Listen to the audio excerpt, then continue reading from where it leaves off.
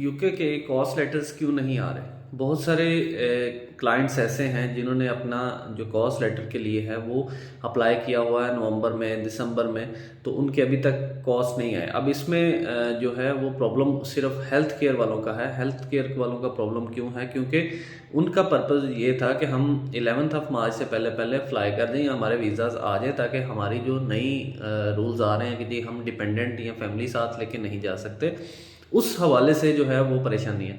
अब जिनके अभी तक कॉस्ट नहीं आए, जिनके अभी तक ये कॉस्ट नहीं आए, वो वीज़ा कैसे अप्लाई करेंगे, फिर अपने फैमिली का किस तरह से करेंगे? तो ये एक्चुअल परेशानी है हेल्थ केयर वालों के लिए। बाकी जितनी भी स्किल्ड वर्कर वीज़ाज़ हैं उसमें ये वाला चूँकि प्रॉब्लम नहीं है कि चूँकि आपके डिपेंडेंट पे कोई रिस्ट्रिक्शन लगने वाली है या कोई लग रही है, तो इसलिए अगर उनके कॉस्ट नहीं भी आ रहे तो वो बहुत ज़्यादा पैनिक नहीं है, वो वेट कर रहे हैं अभी। लेकिन फिर भी जिस कॉस्ट को अप्लाई किए 2 से 3 महीने हो जाते हैं, उस पे फिर परेशानी की ज़रूरत होती है। परेशानी होनी भी चाहिए, क्योंकि आपने अपने एजेंट को पैसे दिए हैं, उसने आगे कंपनी के साथ कांटेक्ट में है, तो क्यों नहीं इशू हो रहा? समटाइम कुछ डिले आता है और कुछ अनएक्सपेक्टेड डिले भी आ सकता है कुछ केसेस में, लेकिन बहुत सारों में नहीं होता।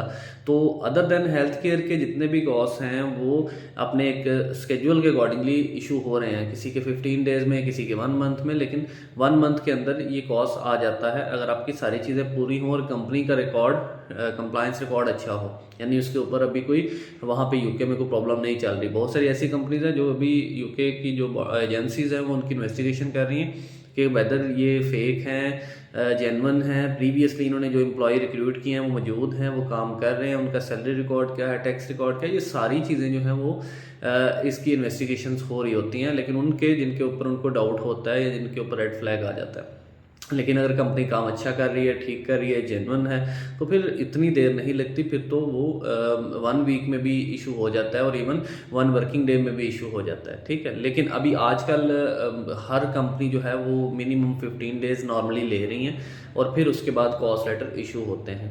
तो इसमें बात को समझने की ज़रूरत यह है कि अगर आपका कॉस्ट हेल्थ केयर वालों का अभी तक नहीं आया और आपका प्लान है कि आपने अपनी फैमिली के साथ जाना है, तो फिर आप अपना वीज़ा स्विच कर लें फौरी तौर पे। उसी एजेंट को कहें कि भाई मुझे अब हेल्थ केयर का नहीं चाहिए, मुझे कोई और कॉस्ट इशू करवाएं, मुझे किसी और कंपनी के साथ करवा दें, या इसी कंपनी में किसी और पोजीशन जो अदर देन हेल्थ केयर का है उसकी कोई मुझे मैनेज करें।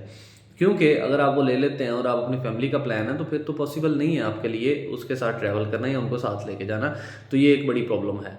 तो आपके पास अभी टाइम होता है कि आप उसको क्या है कि उसको रिफ़ंड ले लें और अपना किसी और से करवा लें, या उसी को क्या है कि किसी और कंपनी में चले जाएं, अगर आप फैमिली के साथ जाना चाहते हैं। अगर आप फैमिली के साथ नहीं जाना चाहते तो फिर आप इसी के साथ स्टिक रहें। जैसे ही आपका कॉस आएगा आप अपना वीज़ा अप्लाई करके आप अप्लाई कर दें। आप पे कोई इस हवाले से कोई कदगन नहीं है, कोई आपके कोई नई रूल्स आप पे अप्लाई नहीं होंगे।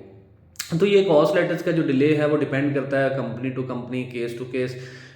उसमें जो है वो बहुत ज़्यादा रोल नहीं होता यहाँ पे बैठे ओवरसीज़ एजेंट्स का, क्योंकि वो डायरेक्टली कंपनी जो है उसको पोर्टल मिला होता है यूकेवीआई का, और वहाँ से उसका सारा डाटा ऑनलाइन करता है, रिकॉर्ड अपडेट करता है, और फिर यूकेवीआई उसको रिस्पॉन्स करता है और उसका कॉस्ट इशू करता है। ये इसका प्रोसीजर होता है सिंपल। लेकिन इसमें मैंने वही बताया कि अगर कंपनी का ट्रैक रिकॉर्ड अच्छा होगा तो जल्दी आ जाता है, ना हो तो फिर थोड़ा डिले भी होता है। तो ये कॉस्ट लेटर्स के हवाले से कुछ अपडेट्स और कुछ सजेशन हैं जो आपको दिए हैं, आप अपने केस के अकॉर्डिंगली इसको कर सकते हैं। Thank you so much.